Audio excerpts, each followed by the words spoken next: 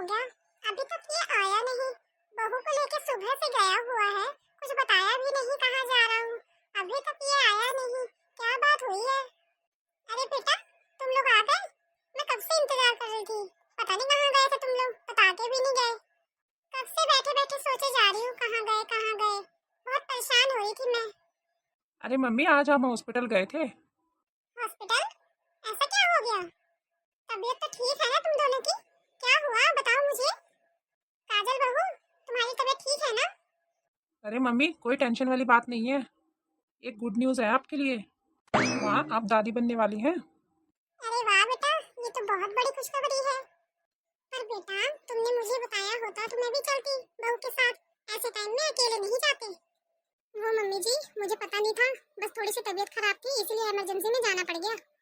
Mummy जी, आगे से आप मेरे साथ हमेशा चलना, अब मुझे आपकी बहुत जरूरत है। अरे हाँ बहू, ये भी कोई कहने वाली बात है, मैं तो हमेशा तेरे साथ ही हूँ। अरे बहू, मैं बता नहीं सकती तुझे आज मैं कितनी खुश हूँ। और बेटा तू, आज तूने इतनी बड़ी खुशखबरी सुनाई है मुझे, खाली हाथ ही आ गया। कुछ मिठाई विठाई तो लेके आता।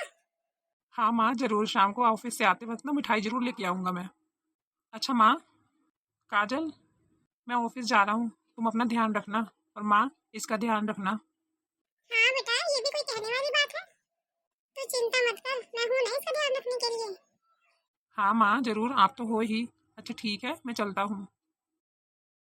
देखो काजल बहू, तुम्हें अब अपना बहुत ध्यान रखना होगा, क्योंकि तुम अब अकेली नहीं हो। तुम्हारे पेट में अब बच्चा पल रहा है, तुम एक बच्चे को जन्म देने वाली हो।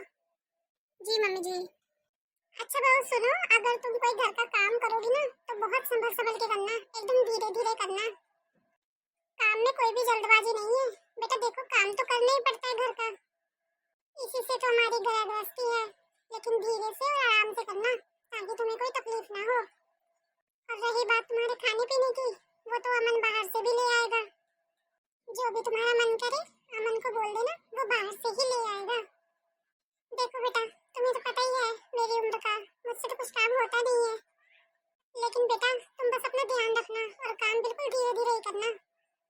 काम तो बेटा तुम्हें ही करने पड़ेंगे। जी मम्मी जी। मम्मी जी, मैं बस ये कह रही थी कि मैं थोड़ा थक चुकी हूँ, तो इसलिए मैं अपने रूम में जाके थोड़ा आराम कर लूँ। तो बस यही कह रही थी मम्मी, थोड़ी देर बाद नाश्ता बना दूंगी।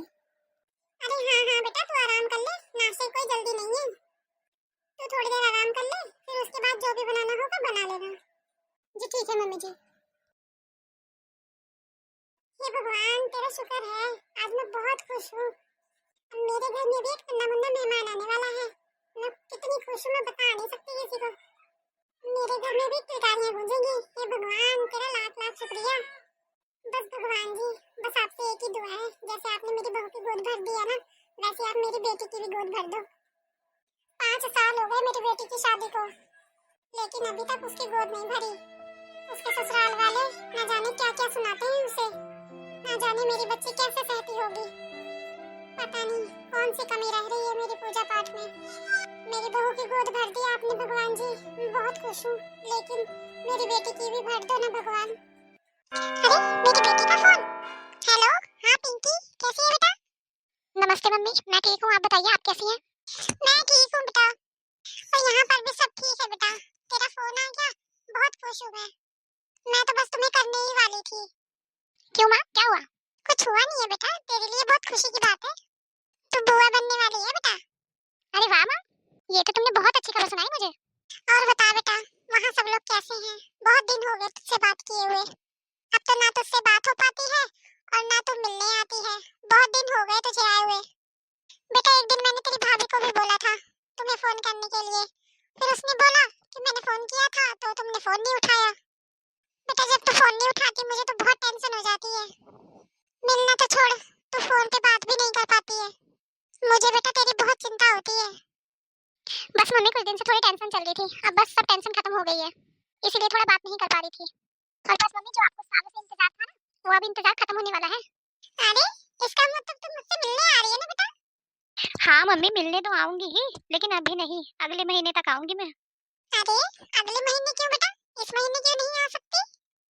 क्या मम्मी, आप भी समझती नहीं हो। मम्मी वो इस महीने इसलिए नहीं आ सकती, वो मम्मी। अरे बेटा मैं समझ गई, तुझे कुछ भी कहने की जरूरत नहीं है। अपनी माँ से चला के, हाँ? बताया भी नहीं जा रहा। ये बता, अच्छा कौन सा महीना चल रहा है? वो मम्मी आज ही पता लगा मुझे, इसीलिए मम्मी मेरी सास ने कहा है ना तो घर छोड़ के कहीं नहीं जाएगी। अरे ऐसे कैसे नहीं जाओगी? ऐसे कैसे बोल दिया उन्होंने? अरे मम्मी क्या बताऊं मैं आपको, मेरी सास मुझसे दिन भर काम करने के लिए बोलती है और देख लो आज ही पता लगा कि मैं माँ बनने वाली हूँ। आपसे ही पीछे पड़ गई है मेरी सास, बोल रही है कि आराम नहीं करना है, सब काम तुम्हें ही करना है, तुम्हारे ऊपर ही है घर की जिम्मेदारी, काम करोगी तो नॉर्मल डिलीवरी होगी। और बोल रही थी कि मुझसे तो इस उम्र में काम नहीं होगा, जो भी करना होगा तुम्हें ही करना होगा। ऊपर से तो बोल रही हैं अगर काम करती रहेगी ना तो बच्चा भी स्वस्थ पैदा होगा। बेटा तू दामाद जी को बोल, तुझे ना मायके छोड़ा है, तू जहाँ आएगी ना तेरी खूब सेवा करूंगी, जो होगा वो देखा जाएगा। और तेरे ससुराल वालों से ना मैं खुद बात कर लूंगी। ठीक है मम्मी, मैं शाम तक आ जाती हूँ। हे भगवान, आज तो भगवान तुमने मुझे इतनी खुशियाँ दी हैं, तुम्हारा लाख लाख शुक्रिया। आज सच में मैं बहुत खुश हूँ। आज तो भगवान सच में मैं कुछ और मांग लेती ना तो तुम तो मुझे वो भी दे देते। सच में भगवान मैं आज तो बहुत खुश हूँ। तुम्हारा जितना शुक्रिया करूँ उतना कम है। आज तो मेरी बेटी भी माँ बनने वाली है और एक तरफ मेरी बहू भी। आज तो मेरी खुशी का कोई ठिकाना ही नहीं है। मैं तो नानी भी बनने वाली हूँ और दादी भी। चलो अब तो मैं अपनी बेटी के आने की तैयारी करती हूँ। आज तो मेरी बेटी 3 महीने बाद अपने घर आ रही है। और तो और ये मेरी बेटी का पहला बच्चा